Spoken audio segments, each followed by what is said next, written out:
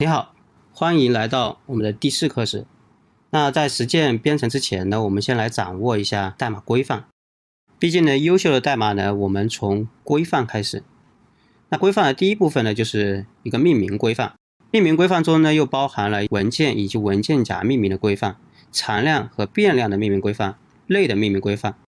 在 Dart 中呢，只包含3种的命名标识。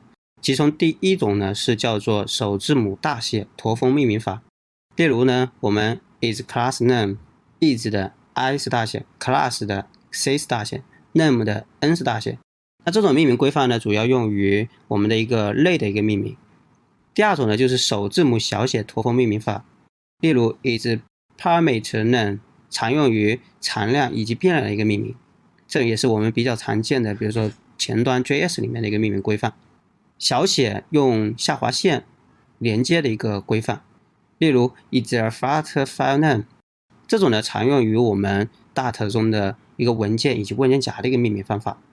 第二部分呢，我们介绍一下注释的一个规范。注释的目的呢是生成我们需要的一个文档，从而呢增强我们的一个项目的一个可维护性。单行注释，单行注释呢主要是用2个斜杠这类标识的一个注释方法。这类注释呢和其他语言的一个注释的用法呢基本上是一致的。单行注释呢主要的目的呢是对代码逻辑进行解释。那为了避免过多的一个注释呢，主要是在一些较为复杂的逻辑上进行注释。比如下面的这段代码，如果没有注释呢，虽然你能看懂上下文，也会知道这里是表示一个2元意式方程的一个德塔，但是你却不知道如果德塔大于0，为什么 x 会等于2。那如果我们这里加上一段注释，当德塔大于0，则表示方程有 x 个解。那这样的话，这段注释的话就非常重要了，也让大家能非常的明白我们的一个代码逻辑。那其次的话就是一个多行注释。那在 Dart 中呢，由于历史的一些原因呢，它是有2种的一个多行注释，一种呢是3个斜杠，还有一种呢是斜杠2个星，然后以星和1个斜杠结尾，或者呢是1个斜杠1个星，以1个星1个斜杠这种结尾方式。那在 Dart 中呢，其实比较常见常使用的是3个斜杠，后续我们所有的代码里面呢，也是按照3个斜杠的规范来进行的。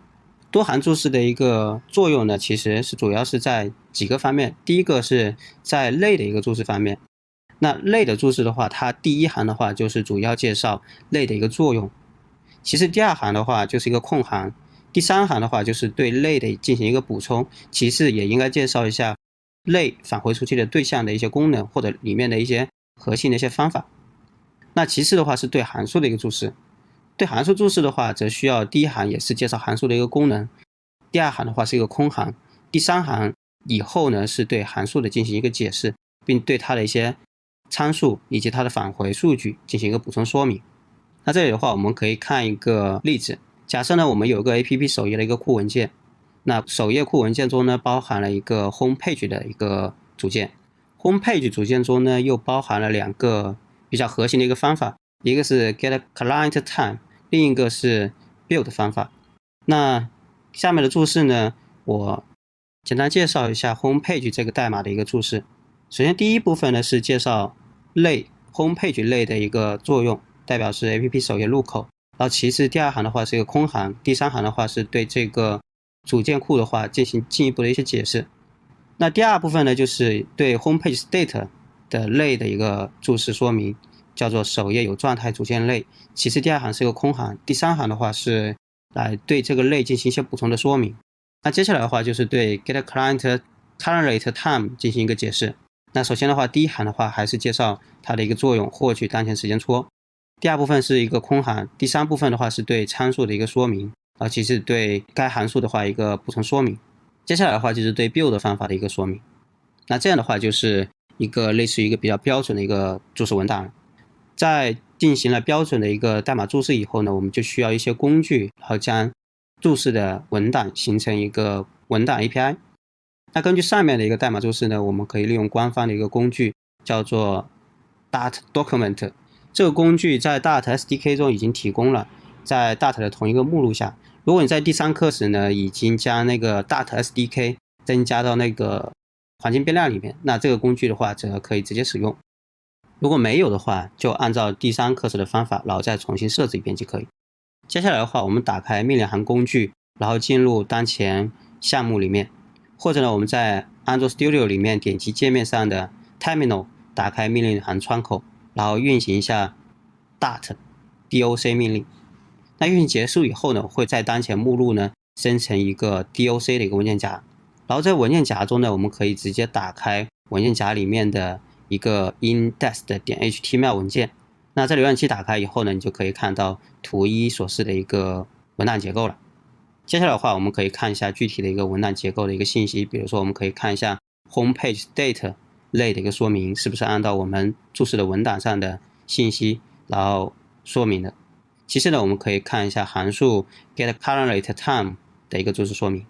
那以上的话就是我们使用标准的代码注释生成的一个文档。利用这种方式呢，我们可以大大的提升我们的一个项目的可维护性。那当然也希望大家在项目初期呢，就要做好这方面的一个规范。好，接下来的话就是在库与引入方面的一个规范。Dart 呢，为了保持代码的一个整洁性，规范了 import 库的一个顺序。那将 import 库呢分为几个部分，每个部分呢使用空行来分隔，分为第一部分是比如说 Dart 库，第二部分呢是 package 库。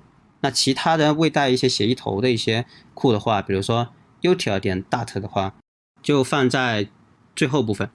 那可以看一下我们下面的一个示例的一个代码。第一部分呢，我们 import 了一个 Dart 的一个库，叫做 developer。第二部分以及第3部分的话是 import 了 package 里面的一个库。最后呢 import 了一个 util 不带协议头的一个库。那接下来的话，我们看一下如何进行一个代码的一个美化。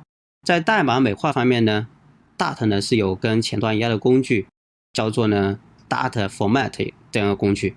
那这个工具呢和 Dart Document 一样，它都是包含在 Dart 的 SDK 中的，因此我们可以直接运行 Dart Format-H 来看一下是不是有这个工具。既然有这个工具，我们再来看一下这个工具到底对代码规范做了哪些要求。第一个呢是它说明了就是使用空格而不是用 tab。第二个呢是在一个完整的代码逻辑后面呢使用空行来区分。第三个呢是在2元或者3元运算符之间呢使用空格来区分。那在关键词点和分号之后呢使用空格。1元运算符后面呢请勿使用空格。在流程控制关键词例如 for 或者 while 后面呢使用空格来区分。在小括号、中括号、大括号符号后面呢不要使用空格。在大括号前面呢我们需要使用空格。在点的操作符的第2个点操作符之后呢我们使用新的一行。那其他规范呢我们都可以参考一下 Dart Format 官网。那这里我们提供了一个 Dart Format 官网的一个地址。那了解完以上面的一个规范以后呢，我们可以来尝试一下将我们 homepage.dart 进行修改。那主要是将部分代码呢修改为不按照上面规范的一个结构。那代码修改如下。那这里主要修改的一个部分呢是在第一个是在 stateful whiteage 的一个大括号前面呢我们没有使用空格。第二个呢是在 getCurrentTime 的小括号的后面呢我们加了空格。那这样的话我们再运行一下我们的一个 Dart Format。那这里注意一下命令是用 Dart Format-W-fix 然后 lib。那-w 的意思呢是指 rewrite 的意思，-fix 的话是指修复的意思。library 的话是指定我们的一个需要修复的一个文件路径。那运行完以后呢，我们可以再看一下 homepage.dart 一个文件。那首先呢，第一部分呢，在 stateful whiteage 前面呢是加了空格的。那其次的话，把 getCurrentTime 的小括号后面呢是空格去掉了。那其次的话，把不带逻辑的大括号中间呢去掉了，并且合并成一行。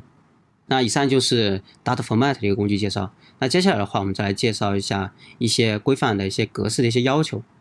那在 Dart 中呢，同样呢存在和我们 ESLint 一样的一个工具，在 Dart 中呢叫做 Dart Analyzer， 来保证我们一个代码的一个质量。那该工具的话也是集成在 Dart SDK 里面。如果你在项目想使用的话，直接在目录下面新建一个 analyze-operations.ym 文件。然后在文件中呢，按照我们的规范去执行相应的规则检查即可。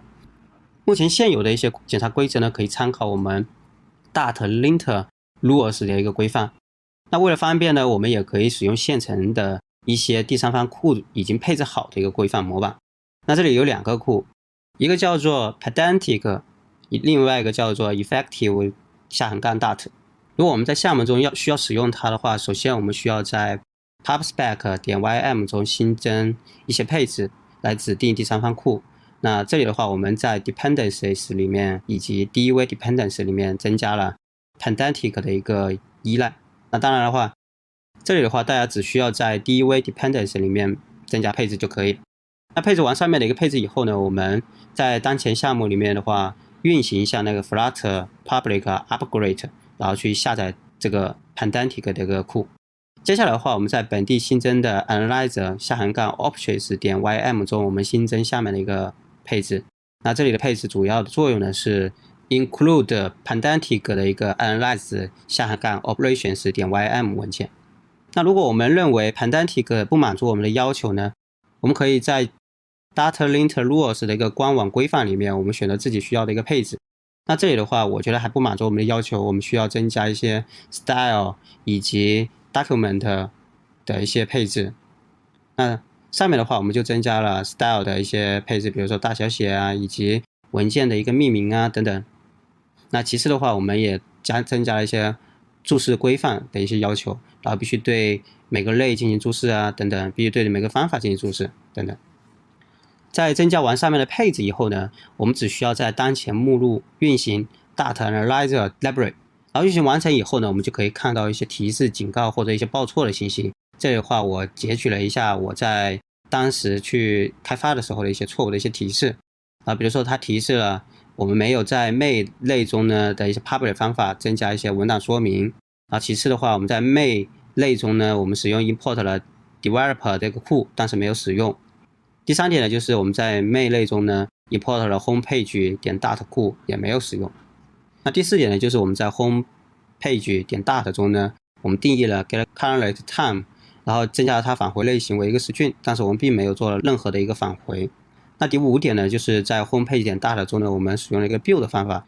build 的方法呢，返回了一个 wide 类型，但是我们在函数里面呢，并没有去实现返回这个数据类型。